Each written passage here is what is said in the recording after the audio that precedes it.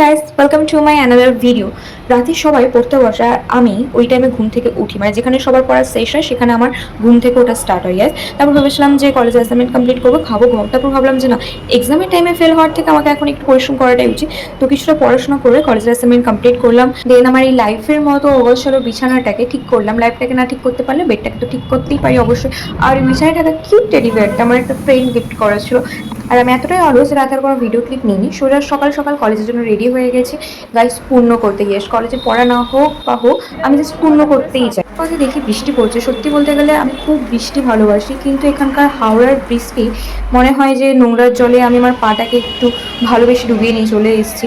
তারপর পায়ের যে অবস্থায় সেটা আমি বা হাওড়ার বাসিন্দারই বুঝতে পারি। বৃষ্টির দিনে সন্ধ্যাবেলা অবশ্যই আমার ক্রেভিংস লাগবে কিছু খেতে, পকোড়া টকোড়া, বাট আমার কাছে একটা টাইমও নেই। তাই আমি বানিয়ে দিয়েছিলাম পরোটা আর সয়াবিনের তরকারি। যতটা দেখতে সুন্দর হয়েছে খেতেও ততটা সুন্দর হয়েছে। অ্যান্ড ভিডিওটা এতটাই, ডোন্ট ফরগেট টু সাবস্ক্রাইব। পরে ভিডিও দেখাবে, টাটা, বাই বাই।